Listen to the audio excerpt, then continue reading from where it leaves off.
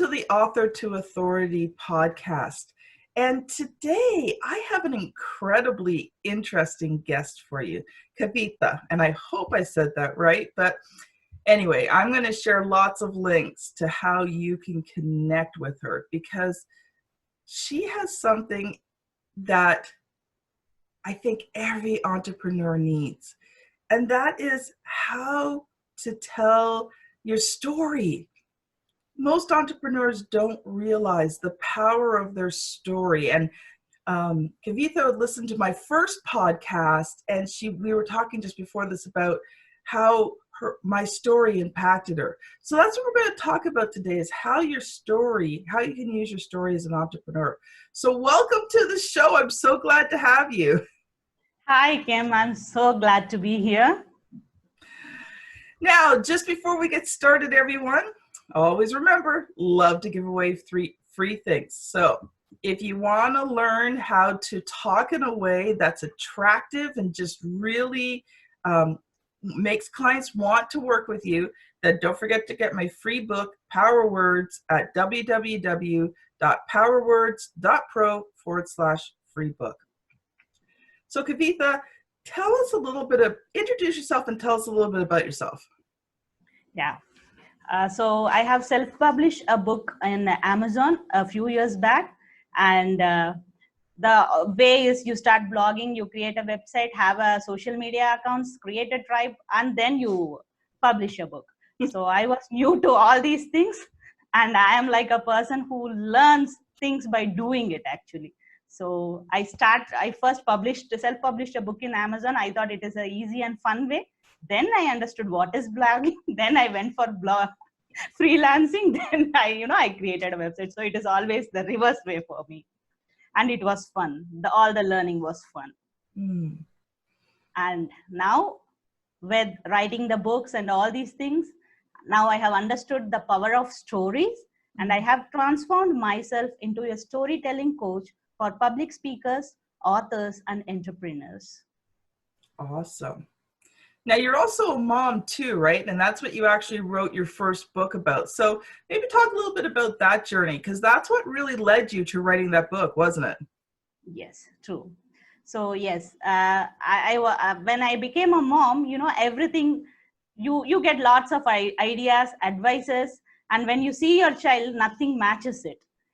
Then I started observing all the other kids. I could understand that, like each kid is unique, and I really didn't know how to handle a kid. So slowly started comparing with others in the positive note, and then I found out that how to deal with your own kid. And after doing a little bit of techniques here and there, I understood that it actually works, like within a short time, within 10-15 days, it works. So I wanted to share my ideas, my techniques with other moms, and that is how everything started. I'm a working mom. I work as a banker in my day job. So, the time is, we have very little time to spend with kids and family and other things. So the journey was hectic, but I'm happy that I actually did it. And I think you bring up a really important point. Like, I think there are some things about parenting that are consistent across the board. Like, I think there's general things that kids need. Kids need love, they need time, they need support, they need to know that they're valued. But I think how you do that with each other, and they need discipline. Oh boy, do they need discipline. Now, I'm not talking about beating your children up, but letting your children do whatever, whenever, whatever, because you just can't deal with them, does not raise well-adjusted adults. There's a reason why no is in the vocabulary.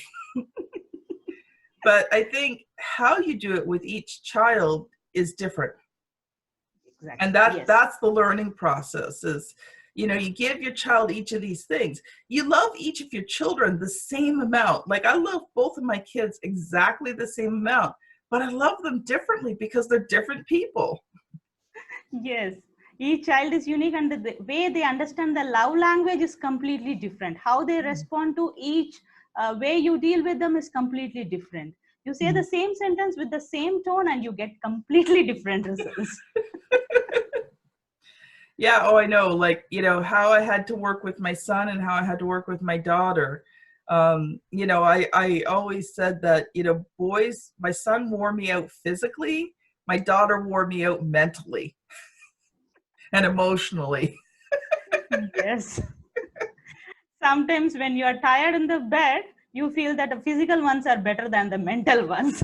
Mentally, it pressurizes them more. That is so true.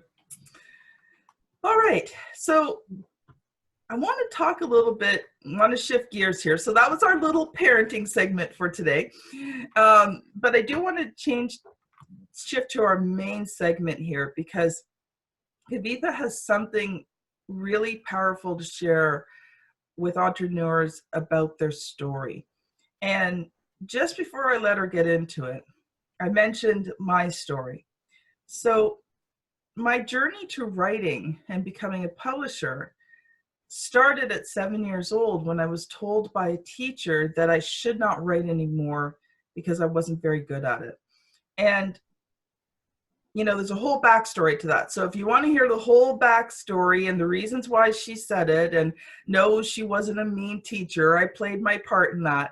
But, go back to the first episode because I share my story there. But over the last few years since I've become a publisher, my story has been integral to me building my business. The fact that I went over 30 years without writing. Yes, okay. Technically, that's a lie. I did write. I finished high school. I got an A in English. So, I did write. But what I'm talking about is writing from my heart, writing for my passion. I wrote the things I had to write for work, for school, for being a mom, for those types of things. But I never wrote for me. So that's what I mean by I didn't write for 30 years. I didn't write the books. See, I had books in me that whole time and I never read them. So I want you to talk about an entrepreneur and the power of their story. Yeah. Thank you, Kim. So first, I would like to tell why I have started this. Sure. So I have been in this social media, and I'm reading so many social media accounts about the coaches. There are so many entrepreneurs around us, public speakers, but a very few stand out. So I was just thinking why these people stand out, why not the others? We have the market for everybody. And then I started analyzing why I am connected to particular people. And then I understood that I knew them as a person. I could connect with them as a person because they were open about their stories. They were telling about how they entered into some particular entrepreneurship or as an author, why they started doing it. Their whys were clear. They told why they had started the journey, and it made me connect to them. Then I understood, yes, when you tell your whys, like Kim has told her beautiful story about why she had started writing, the same way, if each entrepreneur tells their whys, audience could connect with them easily.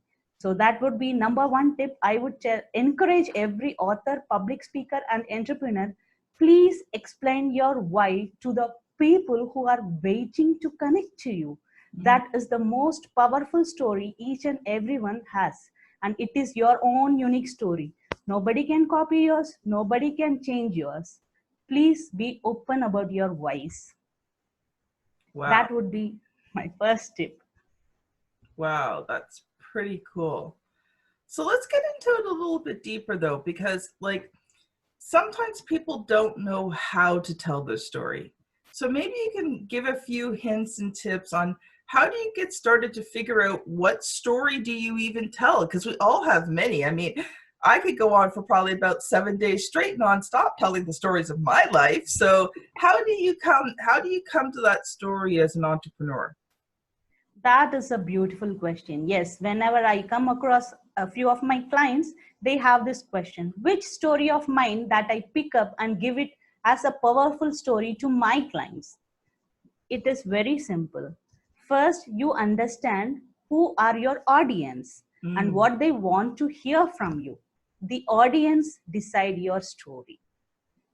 You could have gone through so many things in life, but if I am an author, then I have my mental blocks. So I would be interested to know how Kim works on mental blocks. How did she work on her mental blocks, so that I can learn something from it. So your audience, give them what they want. So what they want, find out their pain points. What does your audience have a crisis with? What is that mental state they want to fight with? If you have a story where you could fight with the same struggle, then be open about it. That will connect them, and maybe that will inspire them to work on their struggles. That is cool. Yeah. You just made it so easy for everybody. I mean, I was thinking this big, long, complicated answer, and you just summed it up in a couple of sentences. That is so cool.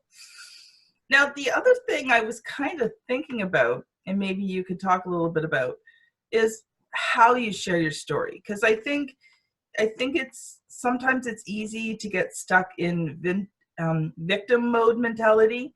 So you tell your story in a weak, kind of ineffectual way. So, like when you're telling your story, how do you do that so that it comes across as powerful, like you are the victor, not the victim? Exactly. So yes, since you have brought the point, I think it is easy to understand what not to do Mhm. than to understand what to do. So first thing I would tell what not to do, which I'm going through so many social media places where entrepreneurs speak about how they were broken, how they were sleeping in the couches. Yes, it was powerful in the beginning, but when everybody speaks about how they were broken and have come to 6 figures, it doesn't resonate with the audience anymore. The audiences, not each and every one of them wants to become rich overnight or within a year or two. They want to feel powerful, they want to feel valued, they want to feel validated. So give your story which helps the audience to feel validated.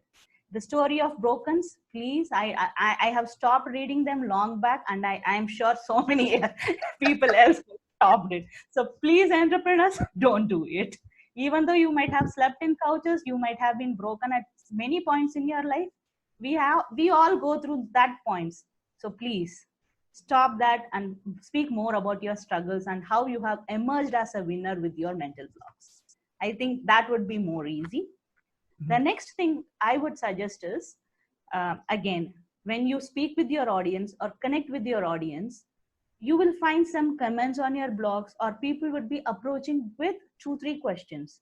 When you speak with 10 people or 12 people, the words could be different, but usually the questions are the same. Mm. Understand that question, answer it with your story. Usually, when you tell your audience 20 reasons why you need to do this, yes, people will remember what for 5 minutes, save it in their website, some papers or something. 20 minutes, follow it up for one day. But if you can tell one reason how you could do it with your story, it is going to stay with them all their life, and you will remain in their hearts forever. If you can understand so many powerful peoples, they have all connected with us with their stories, with their own personal stories, and how they went through those things. You need not be completely emotional. And one more block people come through is they tell me that I feel afraid to tell my story, I Mhm. don't feel comfortable telling my story. Yes, each one of us, we have, that vulnerable points which we are not comfortable telling others. I have a personal life, you have a personal life, everybody has gone through so many things. That is fine. You need not tell every detail about yourself. That particular incident, what were you feeling, what was the problem, what was the struggle, what was your mental state, and how did you come through it? That's it. That makes your story.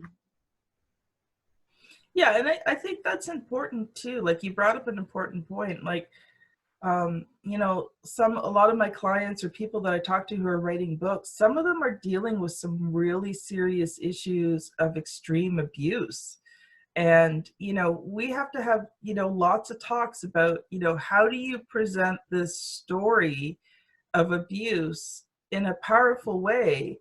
And sometimes it's not about giving all the details of what happened.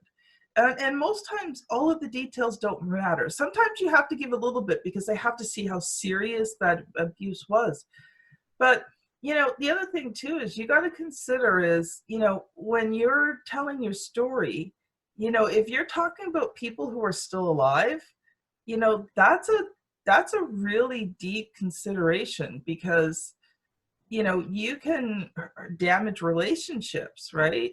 And when you're dealing in abuse, you can trigger off stuff. So you always need to be careful. Like when I tell my story, I never give my teacher's name or yeah, I talk about my dad. And my dad was a pretty good guy, but he wasn't perfect. My dad hurt me at times. He's a person just like everybody else, but I don't need to go into all those details. And even with that teacher, I try to do it in a way that honors her. Yeah, what she did wasn't right, but I can understand it. I mean, I've been a parent, I've been a teacher. I know what it's like when you've got a classroom of 30 kids and you got this one kid that you just can't meet their emotional needs. I get it, right? So, my story is not about being mad at my teacher or having other people mad at that teacher. It's about the fact that, yeah, she said it, it wasn't right. But then the responsibility comes to me. What did I do with those words? Right? So when you're telling your story, it really needs to be focused on you and not other people. Yeah, you have to give some background details, but you don't need to mention names and you don't need to get really specific about, who it was. Um, you know, you don't have to say my Uncle Bob. You could say someone who was close to me, right? Exactly. So, telling your story is not to place blame. It's to accept responsibility and show people how you changed. That was a beautiful way of putting what I have told. I love that. And one more thing about Kim's story is she never blamed her teacher anywhere, nor she mentioned the name. And people love people who are positive. Everybody sees, many bad situations. People are bad, situations are bad. But if you are going on blaming people or situations, as an entrepreneur and author, we are not going to go anywhere. No. And when people realize that, they love you more. They love you more for the positivity. We all have our baggages with us, so we don't want the negative baggage to come to us. When you spread positiveness, that connects with the audience more deeply. Awesome. So let's get to your book because I'm excited about this. So tell people the title of your book, where they can find it, and talk a little bit about writing that book, why you wrote it, and maybe some of the things that you went through as you were writing it. Yeah, great. So yeah, as I told, I have started my journey as the mother, and I felt that I have found out some secrets. I have digged out some secrets. So I named my book as Secrets of Smart Parents Raising Their Smarter Kids, because I feel I love smarter. Thank you. Because I feel, we parents, we are smart, and problem is we have smarter kids. So we need to deal with them.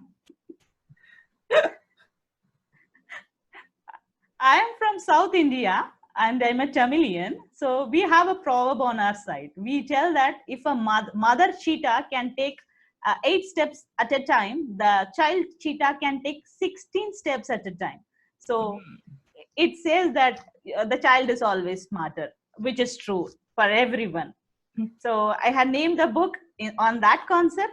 And yes, so as I told you, the book was about small techniques day in and day out to have your smarter kids. That's it. Like, for example, when we all travel, we we have a problem where the child is not engaged, the child is not happy, and if the child is around 3 or 4 years old.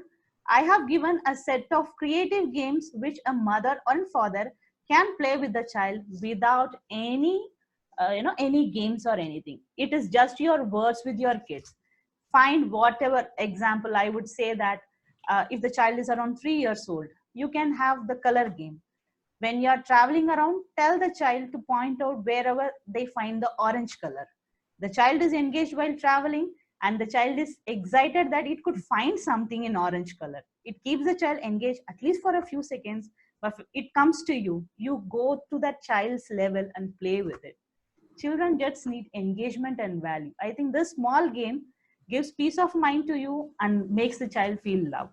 So I have given a set of different games like that for the kids, and smaller techniques on how to work on your mindsets when the child's mindset is different.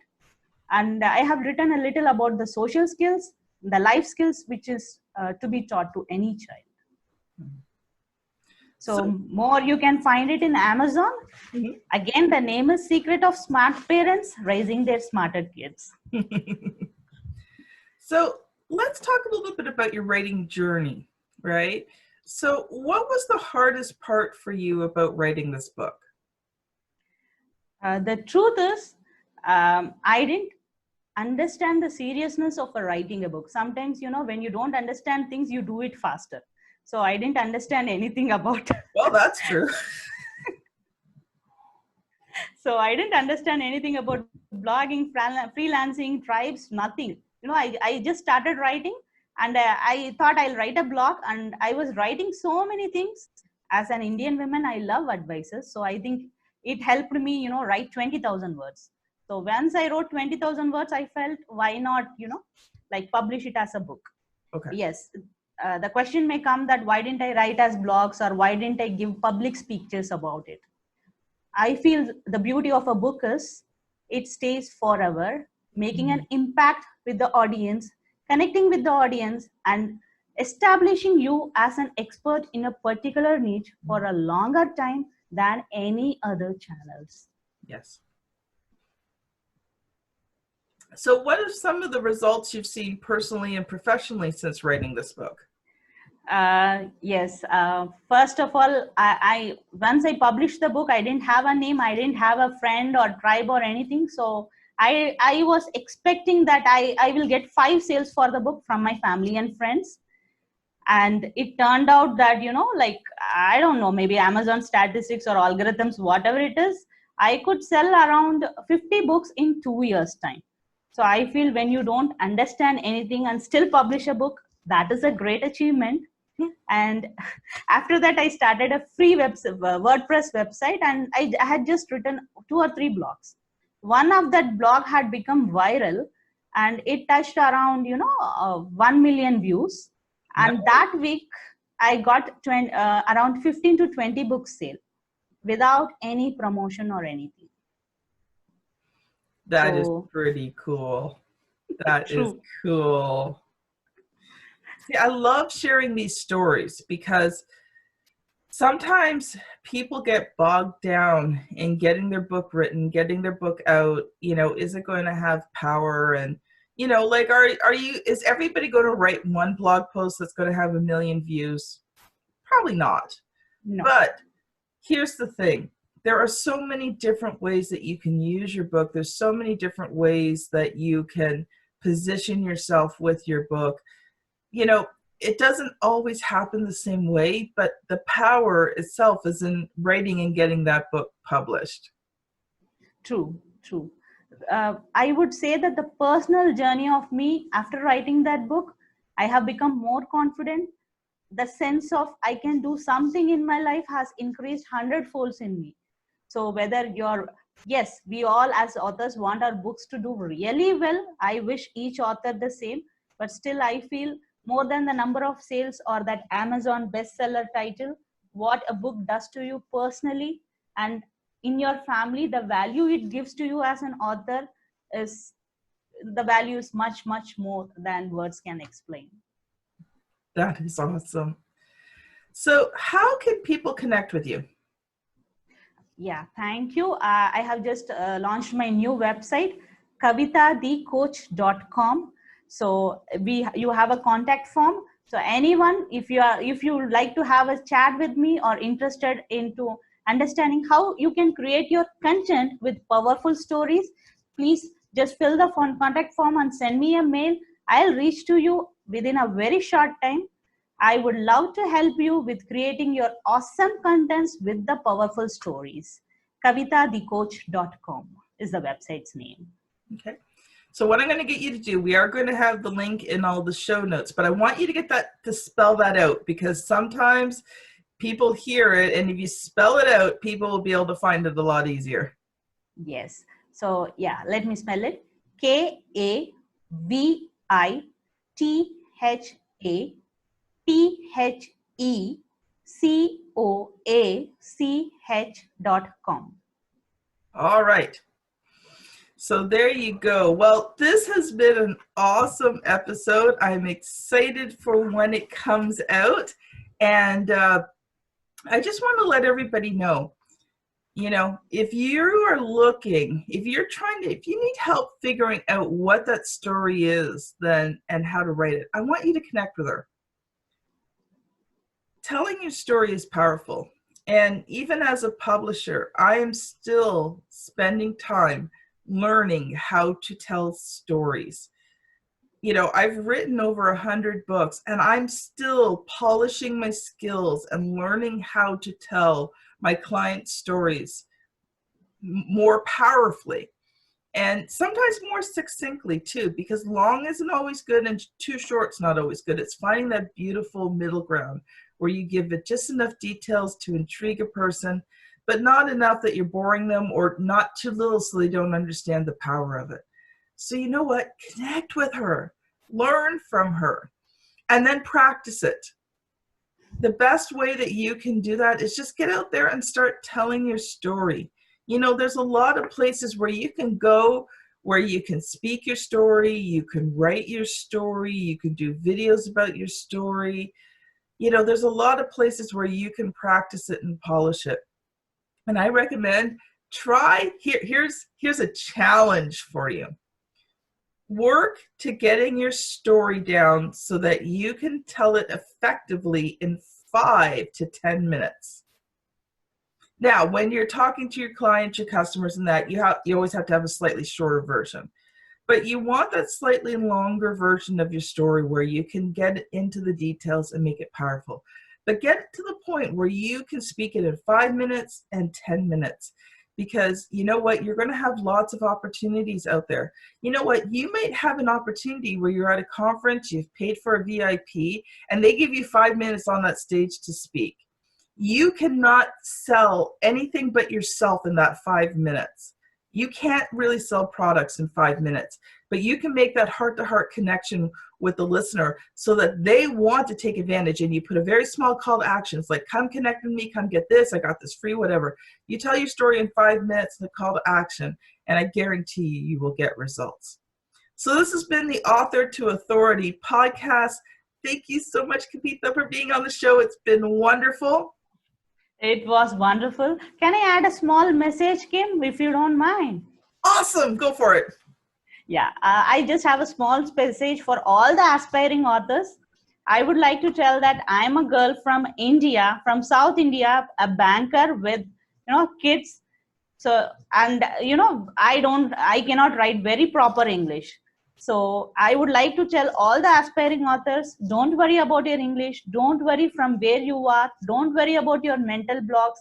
If I can do it, each one of you out there can do it. So just don't think a lot.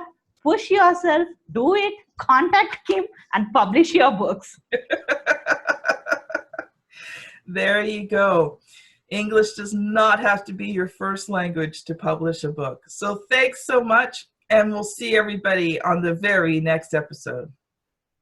Thank you.